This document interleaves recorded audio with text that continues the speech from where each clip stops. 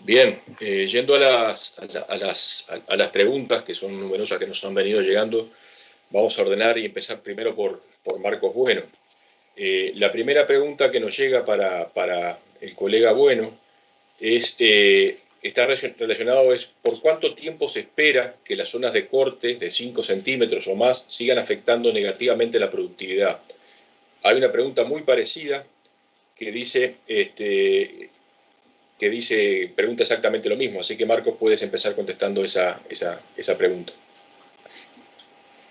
Bueno, ¿están escuchando todos? Perfecto. Tá. Na verdade, temos trabalho que foi feito por Embrapa em uma área, creio que já tinha sido reunivelada, né, só sistematizada com cota zero, trabalho de Parfit, que apresentou uma queda, né, em las zonas de corte, uma queda significativa acima de 5 centímetros. E também este trabalho que nós fizemos também apresentou uma queda um pouco acima de 2, 3 centímetros. Na verdade, há que tomar cuidado com cortes muito altos, digamos, cortes acima de 8, né? Mas quanto tempo se demoraria para ter de novo as condições iniciais do solo? Na verdade, que essa resposta não é tão sencilla, penso eu, de dizer. Aí temos também Parfit, o próprio José Terra ali na área de solos. Eu imagino que não é tão simples de se envolver com estas condições iniciais. Levaria muito tempo. Capaz que Parfit poderia aportar algo, mas... Yo agrego a esa misma, a una pregunta bien similar, capaz que le damos la palabra a Parfit ahora. Dice, espera, en base a la experiencia de Brasil, espera que la productividad del arroz en la zona nivelada se diferencie más con más años de arroz. Viene por el mismo lado de esa otra pregunta, ¿no? Esto es referido a que las zonas de más corte puedan estabilizarse. Yo creo que es un poco esa. Son dos preguntas de dos oyentes muy similares, ¿verdad?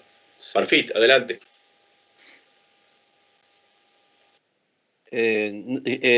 ¿Podrías repetir la pregunta, Terra? La pregunta viene por los años que duran los efectos o el tiempo que puede durar el efecto de la zona de corte, de presión del rendimiento, y si se espera que con más años de arroz eso se vaya eliminando ese problema. No. Normalmente la literatura cita que serían cada 4 a 5 años había que retocar, pero esa retocada es más o menos 10% de la inicial. Sí, digamos así, si se movimentó 150 metros cúbicos, se movimentaría 15 metros cúbicos. Lo que yo defiendo, y la verdad en la práctica nosotros hemos retocado así, suavizamos, sistematizamos, esperamos que venga una lluvia y ahí con la lluvia se sedimenta un poco los bajos y se retoca después de una lluvia, ¿no? Ahí está perfecto, no hay que preocuparse. El cultivo del arroz no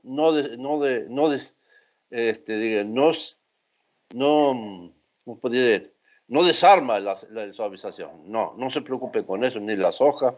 Una plena normal va a restituir todo. Diría eso, Terra. Perfecto, Parfit. Muchas gracias. Hay otras dos preguntas para Marcos, Bueno y Roel. La primera es, el impacto del riego en el rendimiento de la soja pareció algo bajo. ¿Cuántos riegos o volumen de agua se incluyó en la chacra? Y por el mismo lado, dice, siendo resultados de una sola zafra, si puede dar un poco más de información respecto a cuándo se sembró el arroz y la soja y cuál fue la cantidad de suelo movido, ¿verdad? O sea que nos pide alguna pregunta respecto a la productividad de la soja y si nos pueden dar un poco más de información de esos cultivos sembrados. Bueno, voy yo por acá. Sí, bueno, empezando con la soja, la siembra fue el 7 de diciembre y la cosecha se dio por 5 de mayo, por ahí. Y en arroz, la siembra fue 11 y 12 de noviembre, y la cosecha 29, 30 y 31 de enero, febrero creo que fue, o enero. Tengo acá. Aquí todo.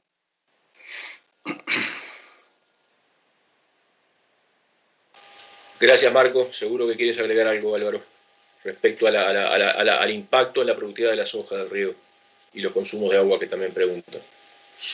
Gracias. Febrero, marzo, 30, 29, 30, 31 de marzo fue la cosecha del arroz. Y bueno, no sé si Álvaro quiere agregar algo cuanto al consumo de tanto en soja cuanto en arroz, de consumo total. Na verdade, nosotros medimos, pero hay que tener un ambiente más controlado, capaz que para a próxima safra vamos ter esses dados mais, digamos, mais disponíveis de uma maneira mais precisa, digamos, para publicar. Assim. Adelante, Álvaro. Bien, gracias, José. Digo, primero que nada, no puedo dejar de transmitir la alegría de ver la cantidad de gente conectada a este webinario. Y vinculado a la productividad del arroz y de la soja en términos bien generales, podemos resumir un primer año con productividades muy buenas a nivel de arroz. Sabíamos que la chacra suavizada justamente por realizarle un corte se iban a ver afectadas, pero en promedio las dos mitades tuvieron muy buena productividad en el eje de los 12.000 kilos, pero sí, sin duda, no es la expectativa que teníamos en la parte de la soja, y creo que ahí tenemos muchas lecciones aprendidas, ¿no? O sea, si recuerdan, la primavera pasada, digamos, fue muy lluviosa y luego se secó para buenas rápidamente, y creo que hicimos varias cosas que son justas la receta que no hay que hacer, ¿no? Un poco con la cabeza arrocera, de tratar de apurar el cultivo, sembramos y regamos inmediatamente, eso no hay que hacer. Ahí afectamos la inoculación de la propia semilla, y además tuvimos problemas de evacuación del agua de la chacra, ¿no? Pero lo que sí rescato de eso, y es con la cabeza que lo estamos mirando, y por eso está bueno tener mapas de rendimiento y no quedarnos solo con los 2.000 kilos, que reitero, no es la expectativa que tenemos.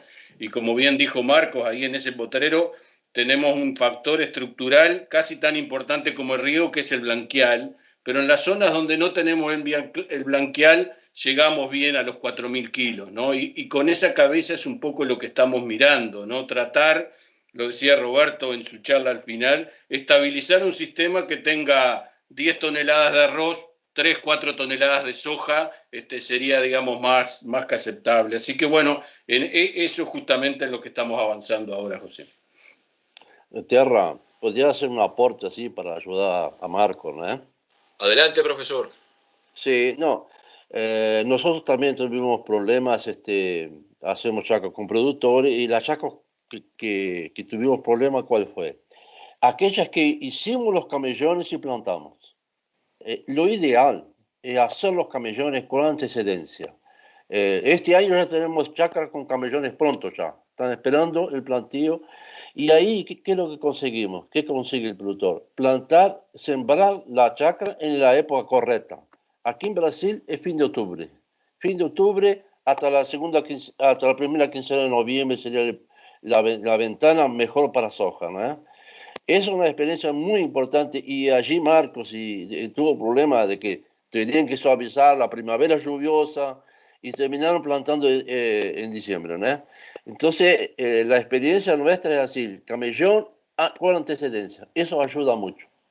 Gracias. Sí, agregar una cosa también que Álvaro falou que nosotros tuvimos en la chácara áreas como una área de 1 hectare, de todos los 5 que fue, tenemos una área de 1 hectare que dio como 4.500 kilos, 4.400 kilos.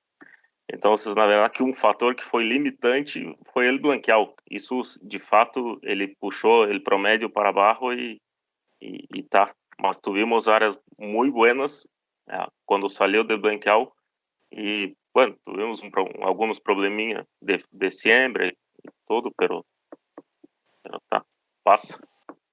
Roberto, estoy seguro que tienes algo para aportar a esta discusión.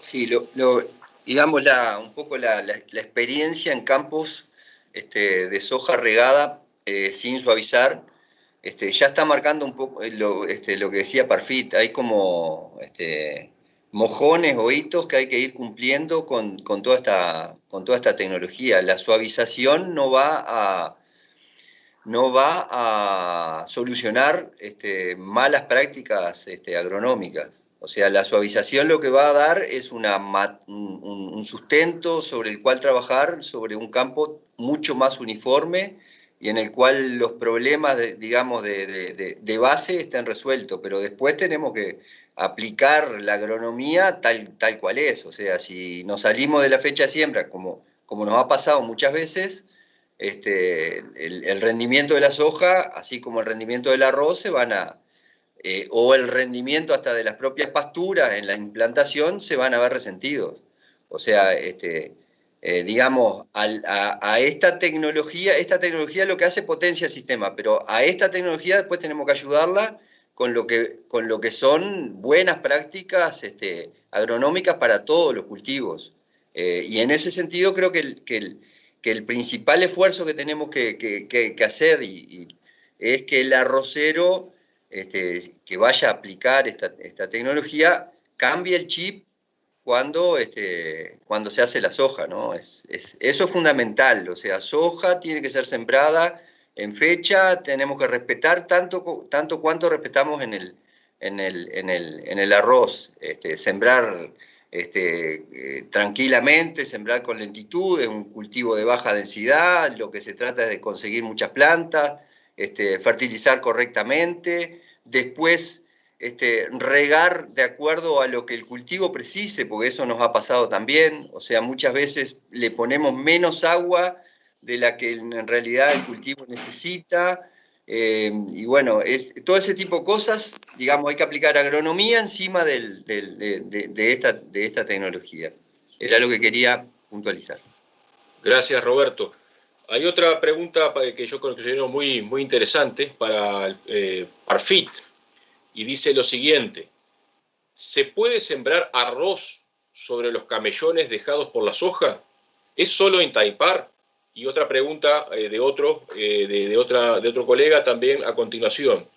Es bravo, viene por el mismo lado, es bravo visualizar un arroz sobre camellones dejados por la soja y taipas.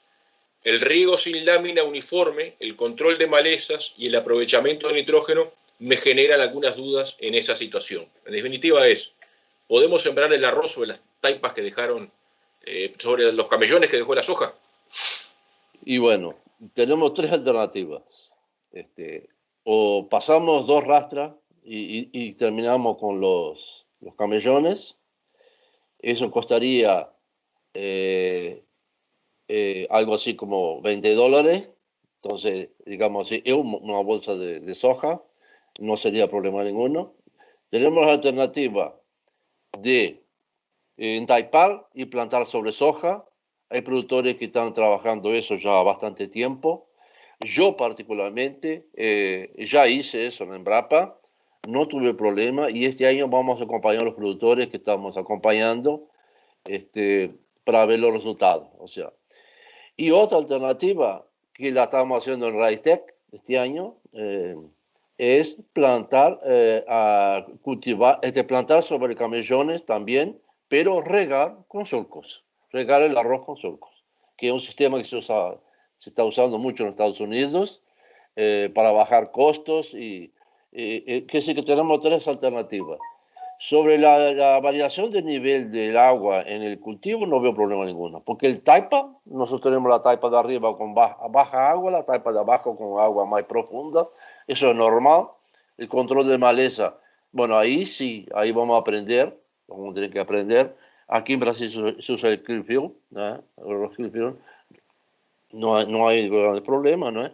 Que si estamos aprendiendo, pero hay productores usando. Yo particularmente estoy aprendiendo. Gracias, Parfit.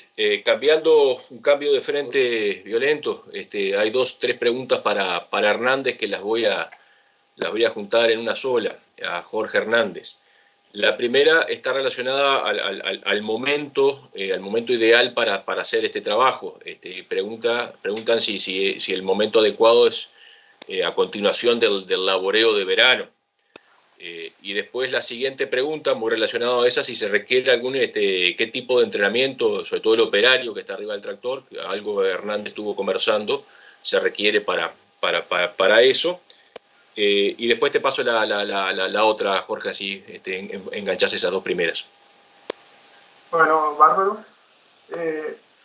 Con respecto a la primera, digo, como todos comentaron ahí anteriormente, cuanto antes se pueda hacer enseguida del laboreo de verano, me parece que es la mejor época para tener tiempo de hacer los retoques y dejarlo pronto al campo con drenajes y taipas y quedarnos tranquilos y tener tiempo de esperar el momento. Digo, aquí cortamos muy poquito y los terrones tienen que estar que se desarmen con la mano cuando lo agarramos. No pueden estar ni tipo plastilina ni muy seco porque si no, no descargan la pala.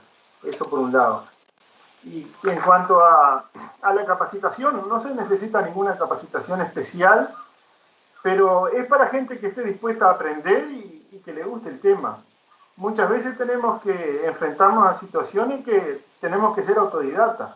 Por más que los técnicos no estén muy dispuestos a ayudarnos, generalmente las chacras no tenemos ni buena recepción de celular ni nada, y bueno, tenemos que revolvernos como gato entre la leña a veces, ¿no? Gracias, Jorge. Regina tiene algo para aportar en esta dirección, en este sentido, y capaz que Parfit también, que es lo que ha visto en chacras de operario. Buenas, ¿qué tal? Respecto al tema de capacitación, yo creo que es un poco como dice Jorge, ¿no? No es un cuco, simplemente la gente le tiene que interesar lo que está haciendo, y creo que es un trabajo que se puede llevar a cabo fácilmente una vez que se logra entender cómo funciona el sistema, ¿no? Yo creo que va por ahí el tema de la parte de capacitación, ¿no? Gracias, Eduardo. Parfit, ¿algo para comentar al respecto, Roberto? Yo diría, Roberto, espera, yo diría sí, que la parte ejecutiva de trabajo de campo se aprende rápido, ¿no? La parte de proyecto, relevamiento, esas cosas tienen que ser técnico, ¿no? Eso ya es un poco más complicado, yo pienso más. La parte ejecutiva, o sea, del tractor, y eso es rápidamente. Marco, a pocos días atrás, andó haciendo un entrenamiento y el productor aprendió que en 2 horas, Marco, ¿cuánto fue? Trabajó solo después.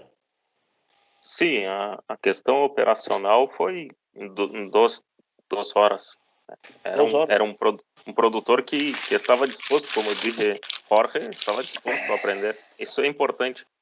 Fue 2, 3 horas. Sí, nosotros sin ir muy más lejos, bueno, ayer pusimos en funcionamiento el sistema acá en lo de Gijena, y un operador nuevo, y bueno, fueron un par de horas de mostrarle cómo se trabajaba, y después trabajó todo el día solo, ¿no? O sea, bajo la supervisación nuestra, pero hoy sigue trabajando y está trabajando bien solo, con alguna duda mínima. Sí. Gracias.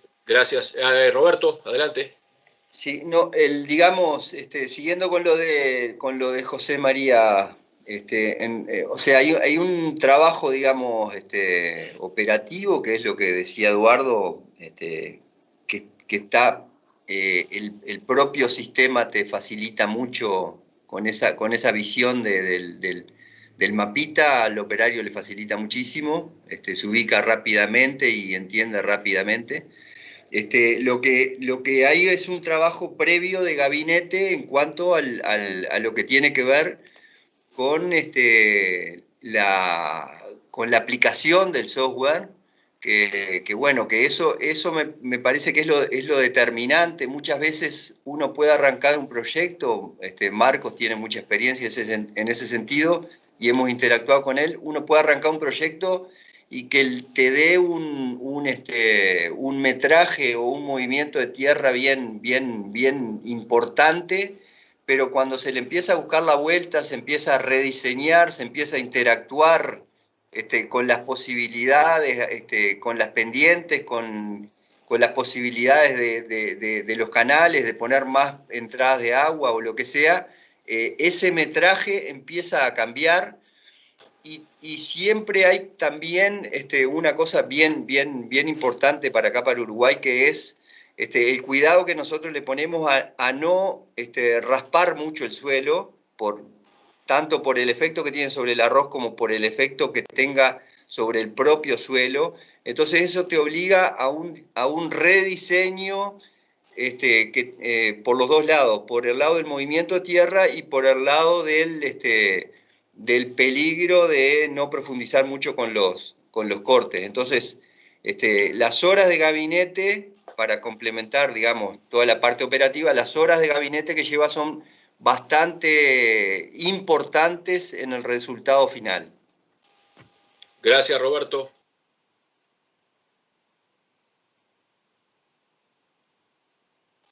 Gracias, Roberto. Tengo una pregunta específica para Eduardo Regina. Dice, en las chacras que han realizado geonivelaciones a nivel comercial para el riego en arroz, ¿qué intervalo vertical sería el recomendado para las sistematizaciones y a qué altura de taipa se han realizado las mismas? Mira, a nivel comercial, la parte de sistematización no son muchas las chacras. Esto arrancó el año pasado con el tema del proyecto y el área realizada fue la de Iña de Paso La Laguna. Y recién ahora estamos en el proceso de arrancar ya en áreas de productores, como estamos en este caso, o sea, que no tenemos todavía muy bien definido eso, ¿no? No sé, ahí capaz que Marco también puede colaborar en algo, pero las áreas que hoy tenemos son áreas que están dentro del proyecto y no hemos salido a la parte comercial con eso todavía, no estamos empezando con eso. Sí. Uma questão que é importante ressaltar é a suavização, de fato, ela deixa, digamos, as taipas mais suavizadas, né? O que promove uma uniformidade da lâmina. Mas, claro, quanto à questão do desnível, né, que vai ser de uma taipa para outra, aí é uma questão de... É outra questão, né? Não está muito envolvida com a suavização. Então, a suavização... vai se realizar a suavização e o desnível entre taipas, se foi pelo que eu entendi, o desnível entre taipas, aí vai ser uma questão de projeto de taipa. Um produtor pode fazer com 4 centímetros, outro fazer com 6, outro com 8. Então, são coisas independentes, mas a suavização, sem dúvida, ela facilita, digamos, o desenho das taipas. Isso e diminui também, né? De maneira geral, ela diminui o comprimento de taipa. Como dice Marcos, claro, se disminuye en kilómetros la parte de taipa, ¿no? Sí. Porque logramos más una taipa más uniforme. Después, bueno, los intervalos de taipa, eso va a variar de acuerdo a cada chacra y cada productor como trabaje, ¿no? Pero sí, en los casos de campos sistematizados hemos visto que la disminución de kilómetros en taipa calculado es mucho menos, ¿no? Al tener una taipa mucho más uniforme. Hay una pregunta bien específica, ya levantando eso que menciona Eduardo, para Marcos, de cuál fue la diferencia en longitud, o sea, en longitud sí de taipas en un caso y en otro en tu proyecto, en el trabajo que tú mostraste. En este proyecto. Sí. Apretó agora. ¿Cuál fue la reducción de largo de taipas, de kilometraje de taipa, respecto uno a otro? Eu tenho este dato, pero não me recuerdo así mas se bajó, creo que nosotros hicimos en el día de campo No sé si Álvaro recuerda, yo puedo intentar buscar. Pero Parfit debe tener algún dato bien claro de, digamos, el promedio dato, de estos sistemas. No, Álvaro, el adelante. caso nuestro de Paso de la Laguna es 20% de reducción en el largo de las taipas, comparando la zona suavizada con la zona desuniforme, y eso va en la línea de los trabajos que conocíamos de Brasil, ¿no? Yo quería ahí resaltar una cuestión que un poco quedó de lado ahora en esta última discusión, que tiene que ver con los procesos de automatización. Porque en la medida que tengamos, digamos, menos taipas, pero además tan importante como eso, las taipas sean más rectas, que nosotros perfectamente la podíamos haber hecho casi rectas, eso nos va a facilitar el monitoreo y el control a distancia de riego y por qué no también la automatización. Esa es otra de las ventajas que venimos visualizando, digamos, de esta técnica, que tiene que ver con el arroz, pero también con los cultivos y las pasturas, ¿no? José. Exacto. Gracias, Álvaro. Hay una pregunta específica para Roberto, que quizás tenga algo para agregar en esto, pero no quiero perder la oportunidad de hacérsela, que dice: ¿cómo ve la posibilidad de realizar riego por surcos en el cultivo de arroz? Bueno, ¿qué pasa con los surcos que dejan la soja para el arroz? Incluyendo este cultivo en la rotación y en las zonas niveladas y sistematizadas para el cultivo de soja. Es decir, fue un poco lo que comentó antes Parfit, ¿verdad? Y ahí yo creo que, digamos, esa es la preocupación de muchos productores cuando uno comienza o cuando uno habla de la soja en camellones en el sistema, ¿no? O sea, bueno, me voy a perder lo que es el laboreo de verano de la soja sin camellones, por ejemplo. Esa es la pregunta. O la otra es, bueno, el rendimiento de hacer las taipas encima de los camellones es mucho menos que el rendimiento de hacerlo sobre un laboreo de verano. O sea, se enlentece mucho la operación. Yo creo que digamos, todas esas cosas tienen ventajas y desventajas. Como decía José María, se abren un montón de alternativas y en cada sistema, cada productor va a hallar cómo jugar y cómo armar ese puzzle. Van a haber ventajas y desventajas, porque si uno piensa, bueno, soja en camellones y después hacer arroz, bueno, si se hace laboreo, cuando uno pone soja en camellones y pone arroz posterior, estamos hablando de otros niveles que resisten poner un laboreo. Lo que decía José María, son dos bolsas de soja o $20 de costo de laboreo, pero con un arroz que va a estar seguramente en un nivel bien superior a lo que estamos habituados, o en una soja que ya está dando un rendimiento bien superior a lo que estamos habituados. Entonces van a hacer correcciones dentro del sistema. Por otro lado, al hacer la adecuación, sistematización del terreno, como bien decía Marcos, bajan el kilometraje de soja, de taipas realizado. Es decir, que por más lento que sea la nivelación sobre camellones, va a ser mucho menos el tiempo de operación que vamos a tener. Y yendo directamente a arroz sobre taipa, pienso que ahí el tema es bien sencillo. Uno va al norte y encuentra 500.000 taipas en una arrocera. Lo que va a estar condicionando la cosa va a ser fecha de siembra, que no nos tome un frío por lo que es altura de lámina de agua.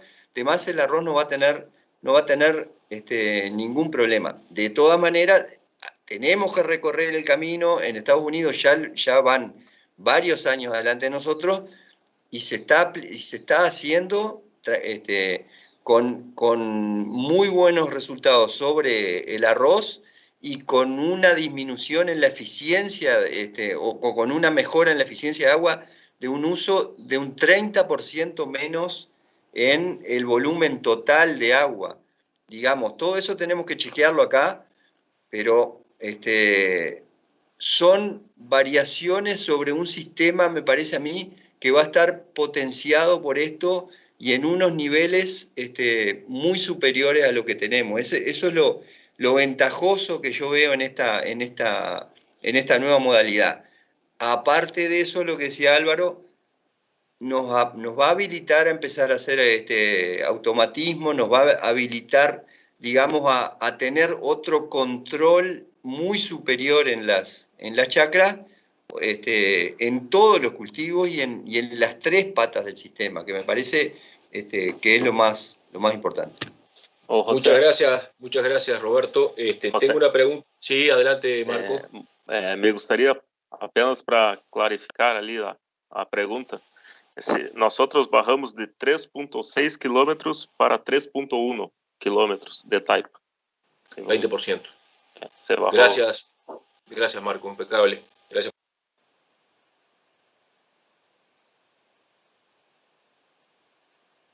Para Álvaro Roel, una primera parte, y para Álvaro y para Fitz, la segunda. La primera pregunta es, y vamos dando cierre para cumplir con los horarios, dice, ¿esta nueva tecnología permitiría la implementación de manejos alternativos de riego en años con menor disponibilidad de agua en las represas por bajas precipitaciones? Creo que claramente es la situación que se está presentando en esta zafra, ¿no? Adelante Álvaro con esa pregunta primero.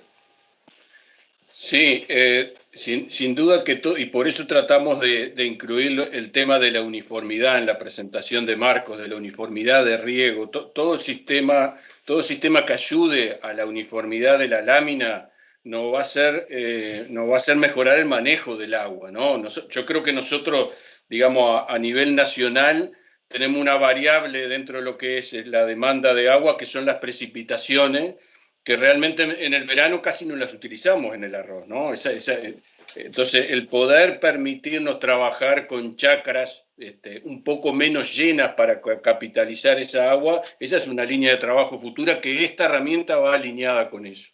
Yo para ir redondeando, porque sé que el tiempo se va terminando, quería rescatar o resaltar un poco. Hay muchas de estas preguntas que las estamos trabajando a nivel de la investigación, que necesitamos generar los factores locales.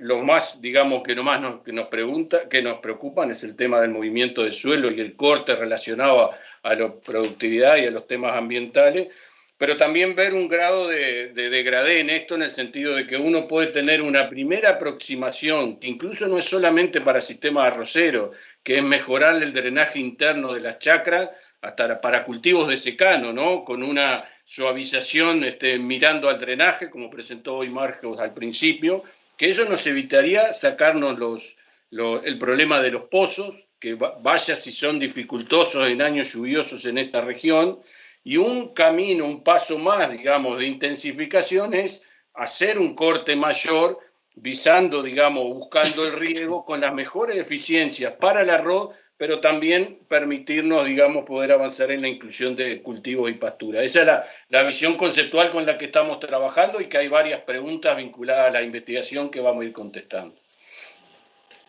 Muchas gracias, Álvaro. Yo creo que estamos en un momento ideal para dar cierre. Hay alguna otra pregunta, pero la mayor parte de las interrogantes se han ido contestando a lo largo de la mañana. Yo quiero agradecer especialmente a todos los invitados, a Eduardo Regina, a Roberto, a Parfit, socio, al equipo de INIA, Jorge Hernández, Marcos y al liderazgo de Álvaro por desarrollar este tema, que es nuevo sin duda para INIA por lo menos, entrarle a toda la parte más de ingeniería agrícola, que es clave para el cultivo. De forma que vamos dando cierre a la actividad